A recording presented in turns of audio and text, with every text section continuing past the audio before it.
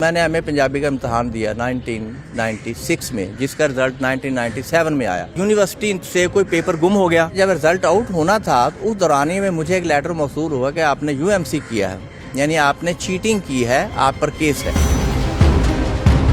تو میں نے ان سے گزارش کی کہ جناب ایک دم مجھے میری فائل چیک کرواؤ، یہ کیس تو اس کا طریقہ کار کچھ اور ہوتا ہے، اس میں تو کچھ ہے ہی نہیں، میں تو پیپر دیکھ کے آ گیا تھا، مجھے چیک کروائیں۔ لیکن انہوں نے فوری مجھے کہا کہ نہیں، آپ کو ڈسکوالیفائی کر دیا 1 سال کے لیے، آپ جائیں۔ پھر دوبارہ میں نے ریمائنڈر دیا، پھر یونیورسٹی نے جو ہے نا اس پہ فیصلہ مجھے سنائے بغیر وہ میری اپیل خارج کر دی کہ زائد المیعاد ہے، بہت مدت گزر چکی ہے۔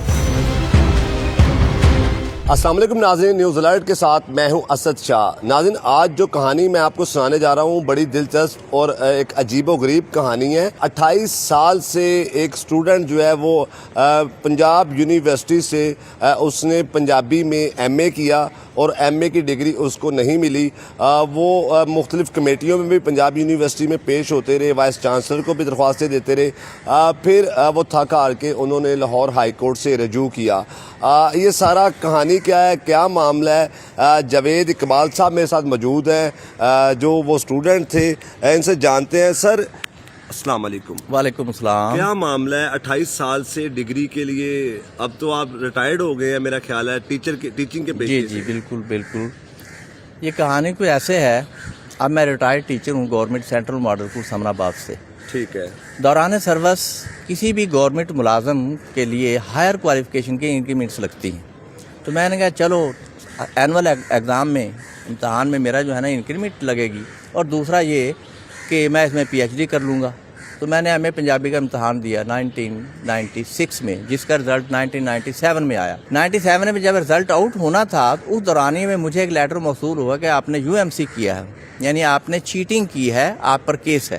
ٹھیک ہے۔ انہوں نے 2/9/1997 کو مجھے سنڈیکیٹ روم میں بلایا، چیئرمین ڈسپلنری کمیٹی کے سامنے پیش ہونے کے لیے۔ ٹھیک ہے۔ جب میں پیش ہوا تو انہوں نے دور سے مجھے کہہ دیا کہ آپ کو 1 سال کے لیے ڈسکوالیفائی کر دیا۔ تو میں نے ان سے گزارش کی کہ جناب ایک دم مجھے میری فائل چیک کرواؤ، یہ کیس تو اس کا طریقہ کار کچھ اور ہوتا ہے، اس میں تو کچھ ہے ہی نہیں، میں تو پیپر دیکھ کے آ گیا تھا، مجھے چیک کروائیں۔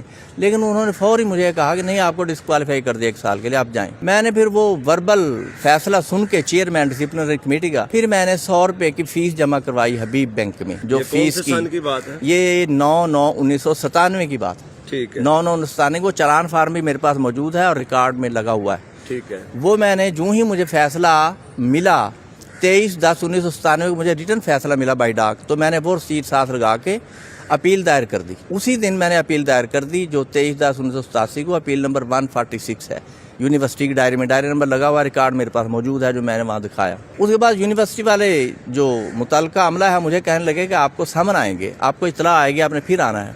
اب وہ مجھے اطلاع نہیں آئی اور میں یونیورسٹی کے دھکا اسے کھا رہا ہوں، چل رہا ہوں اس سلسلے کے لیے۔ وہ میرا جو ہے نا بینیفٹ وہ تو میں بھول گیا ہوں، بس یہ ڈگری کے سلسلے میں چلا رہا۔ اب میری اپنی جاب سے کمٹمنٹ جو ہے نا وہ بھی چلتا رہا سلسلہ، لیکن میں رہا ان ٹچ اس کیس سے۔ پھر میں نے اپنے وکلاء کے مشورے سے ریمائنڈر دیا کہ جناب یہ اپیل نمبر ہے، ابھی تک سماعت نہیں ہوئی، میرا بہت نقصان ہو رہا ہے۔ تو یونیورسٹی نے اس کو بالکل انسونی کر دی۔ پھر دوبارہ میں نے ریمائنڈر دیا، پھر یونیورسٹی نے جو ہے نا اس پہ فیصلہ مجھے سنائے بغیر وہ میری اپیل خارج کر دی کہ زائد المیعاد ہے، بہت مدت گزر چکی ہے۔ تو ڈائریکشن ہائی کورٹ کی یہ تھی کہ وائس چانسلر، رجسٹرار اور کنٹرولر کے نام کہ 15 دن کے اندر آپ سماعت کر کے یہ بتائیں کہ کیسے ٹائم بارڈ ہوئی۔ اس وقت یونیورسٹی مجھے فون کیا، جب میں وہاں گیا ہوں میں بہت بیمار تھا، بخار تھا مجھے زیادہ، تو ان کے سیکورٹی گارڈ نے کمرے مجھے بٹھا دیا، میری کوئی سماعت نہیں ہوئی۔ وہ 2-3 گھنٹے مجھے وہاں بند رکھنے کے بعد پھر انہوں نے کہا کہ آپ چلے جائیں، کل آئیں۔ میں 2-4 دن کے بعد پھر گیا ہوں، اس دن اگلے بھی دن گیا، اس دن کوئی سماعت نہیں ہوئی۔ پھر 5-6 دن کے بعد میں گیا، جب بلایا انہوں نے مجھے، تو پھر انہوں نے کہا آپ کا فیصلہ ہم نے کر دیا اور ہائی کورٹ کو بھیج دیا۔ میں نے کہا اس کی کاپی آپ سماعت کے بغیر ہی آپ نے بھیج دیا، چلیں اس کی کاپی مجھے دے دیں۔ کہہ رہے آپ کو بائی ڈاک کاپی آ جائے گی فیصلے کی۔ اس کے بعد پھر میں جو ہے نا بار پھر میں وکلاء سے مشورہ کیا، انہوں نے کہا آپ ایسے کریں، ہم لیگل نوٹس بھیج دیں یونیورسٹی کو۔ جب انہوں نے لیگل نوٹس یونیورسٹی کو بھیجا تو اس کے ساتھ انہوں نے فیصلہ جو ہے نا سماعت کا جو بھی سے ریکارڈ سارا لیا، پھر انہوں نے وہ فیصلہ ہمیں دیا۔ اس کے ساتھ ہی دورانیے میں اس طرح بھی ہوا کہ جو وقفہ مجھے ملا، میں ڈسٹرکٹ جوڈیشری میں گیا، انہوں نے مجھے جواب دے دیا۔ اس کے ساتھ پھر میں صوبائی محتسب کے ہاں بھی گیا، وہاں انہوں نے مجھے جواب دیا کہ کیس ہم نہیں آپ کا سنیں گے۔ تو اس طرح میں جگہ جگہ بار جو فورم مجھے سر آتا رہا، میں وہاں پہ پیش ہوتا رہا۔ تو پھر کیا ہوا، میں بیمار بھی رہا، کئی سال بستر عدالت پہ پڑا رہا۔ تو پھر میں نے اپنے وکلاء کے مشورے سے ٹرائل کورٹ میں کیس دائر کیا۔ अब वहाँ चलते हुए 2017 से अब तक 8-9 साल गुजरी हैं समाप्त होते हुए। वहाँ भी यूनिवर्सिटी ने कोई रिकॉर्ड पेश नहीं किया, ना यूनिवर्सिटी के पास है, और उनके डॉक्यूमेंट्री जो शहादत होती है वो भी उन्होंने क्लोज कर दी। कोई वकील आज तक पेश नहीं हुआ। तो मैं ये भी जानना चाहता हूँ कि आपने सर्विस भी दे ली, गवर्नमेंट मुलाजमत कर ली, रिटायरमेंट हो गए, लेकिन आपने अपनी ये डिग्री 28 साल जद्दोजहद ये आपने नहीं छोड़ी, इसकी क्या वजह? इसकी वजह ये है कि एक तो मेरी सालाना इंक्रीमेंट मुझे लगना थी, दूसरा ये कि राइटफुल है।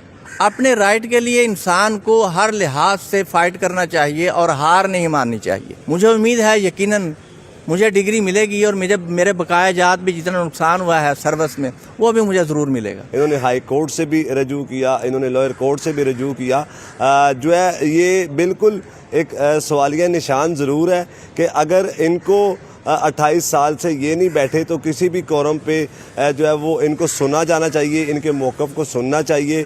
अगर ये हकदार हैं तो इनको हक भी देना चाहिए। वीडियो को लाइक कमेंट शेयर करना ना भूलिएगा। अल्लाह हाफ़िज़।